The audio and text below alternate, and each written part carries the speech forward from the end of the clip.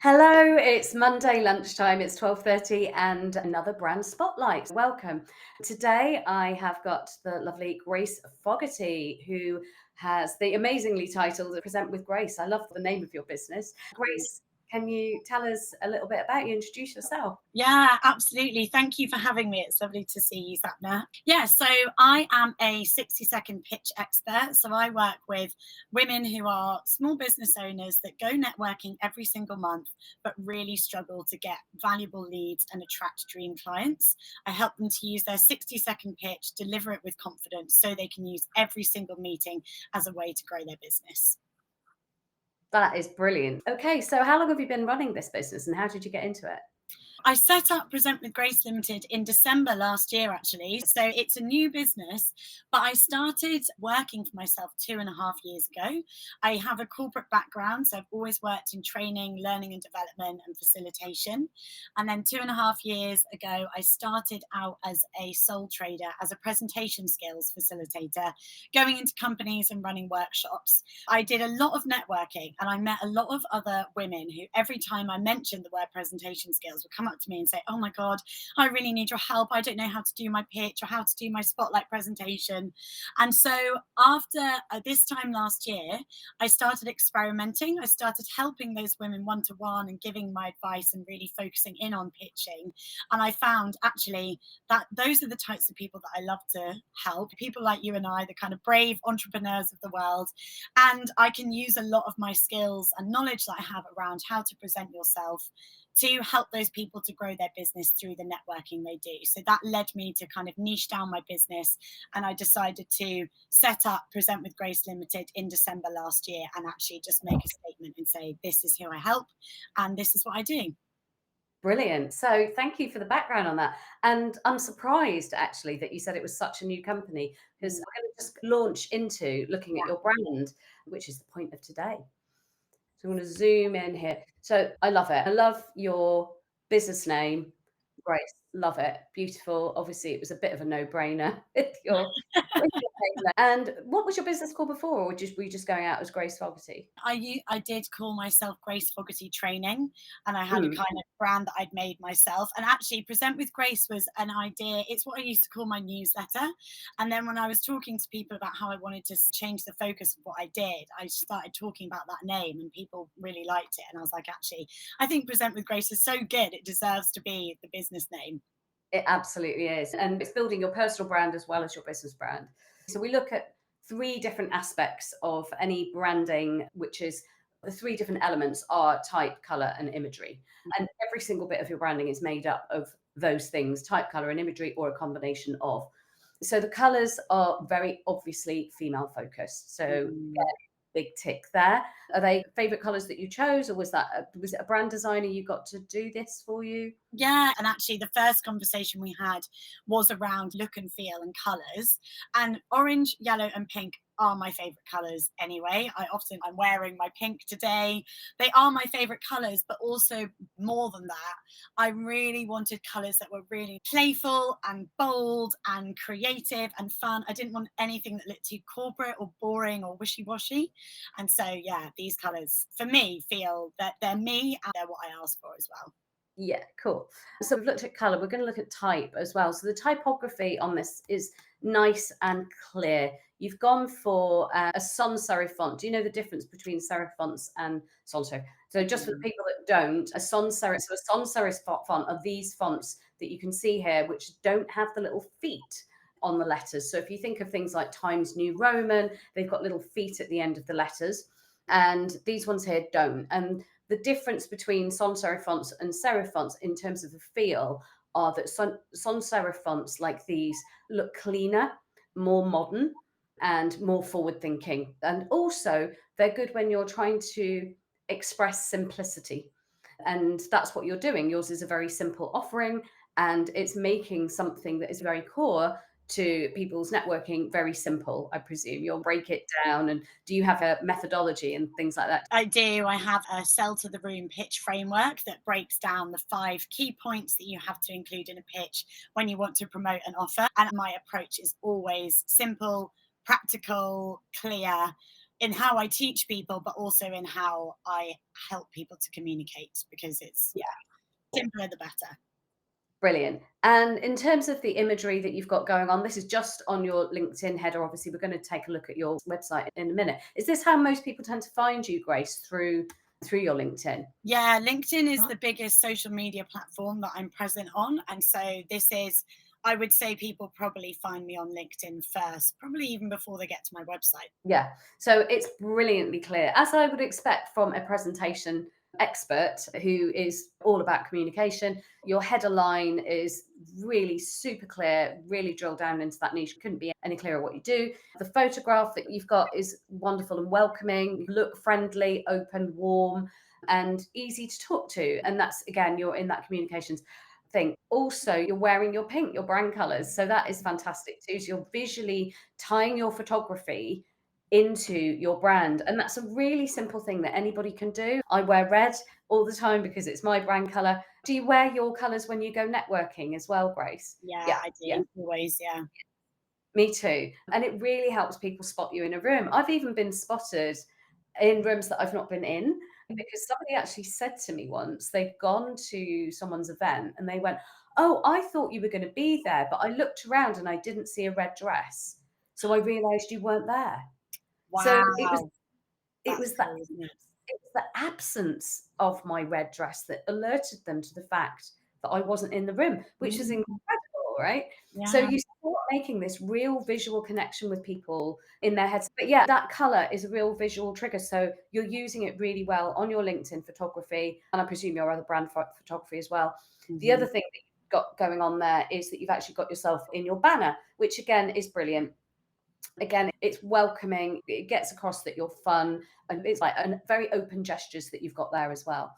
Love the spotlight, that's fun as well. And yeah, again, making your customers the star of the show. Yeah, that's the connection. But also, I'm an actor and a script writer, and so everything the way that I help when I train people, I use a lot of my own experience from the stage, whether that's from acting or comedy. I last week did a run of a one-woman show that I had written. Oh, Um, wow.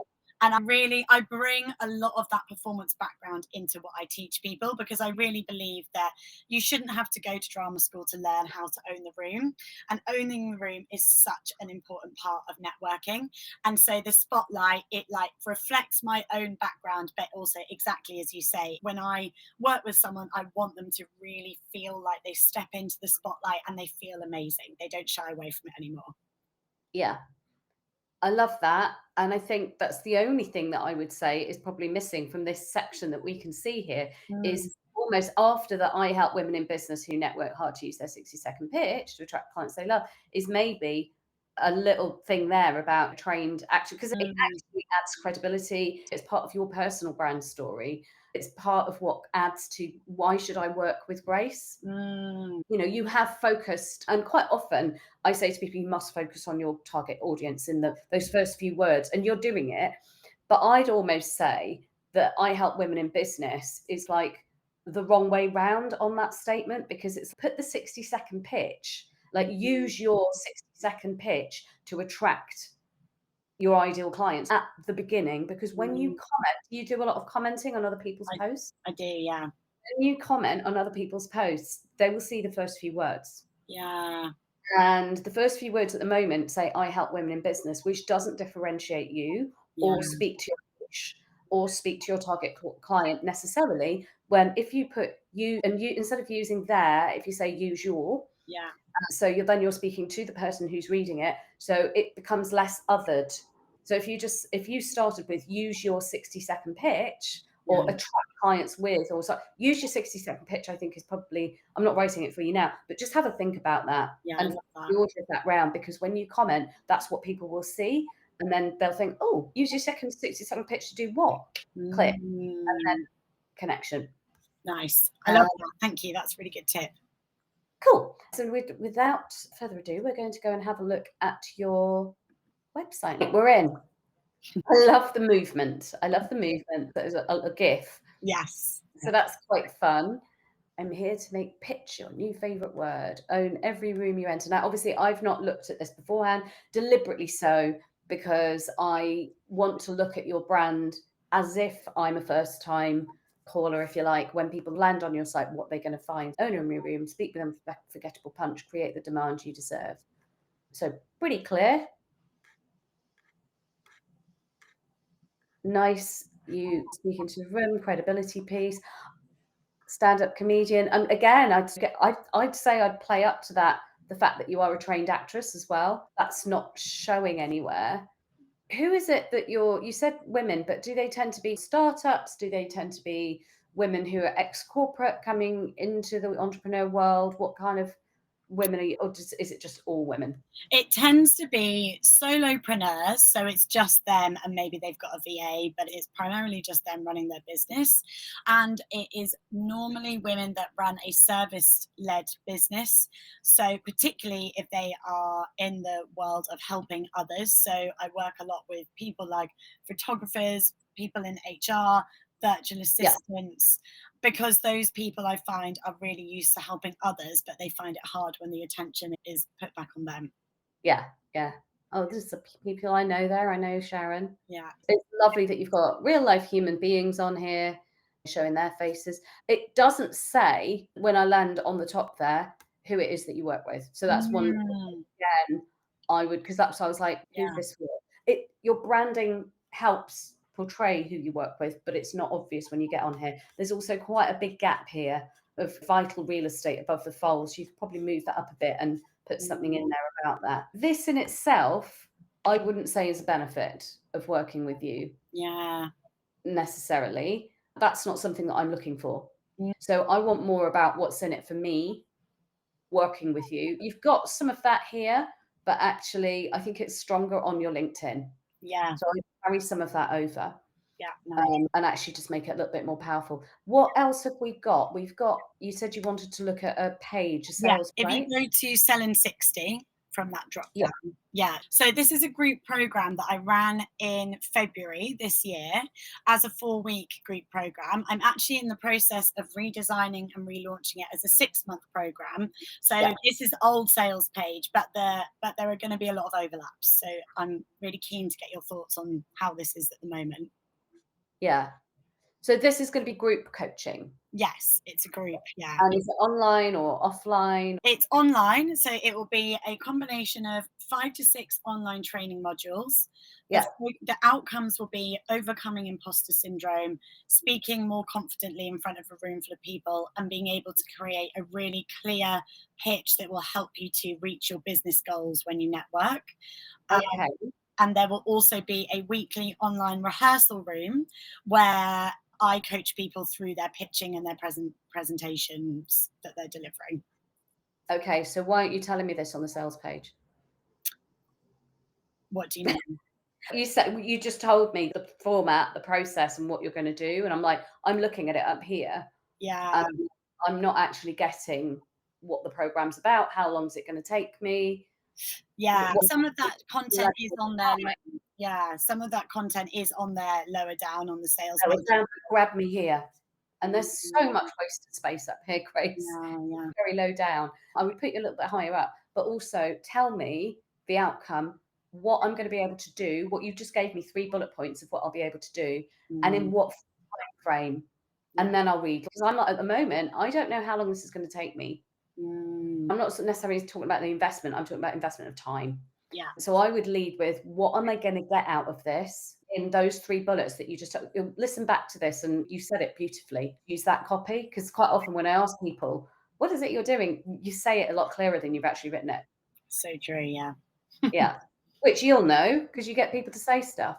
Yeah. So that is, I realise that we've actually gone over.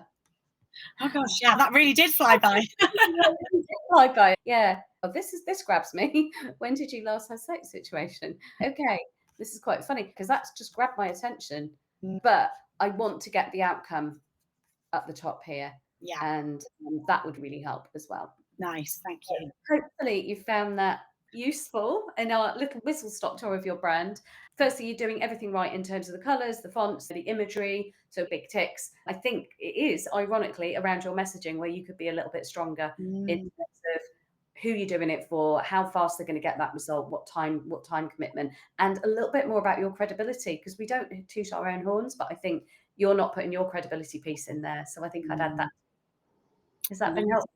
Incredibly helpful. Thank you so much. And isn't it funny, because I help people with this stuff, but it's hard to practice what we preach sometimes, isn't it, and see it for ourselves. It's hard to see it for yourself, so that's why these sessions are quite valuable. Yeah. I hope you had fun. Tell your friends about it, and see you again on LinkedIn. Yeah, thank you so much, Sapna. That was great. Take care. Thanks for now. Bye bye for now. Bye.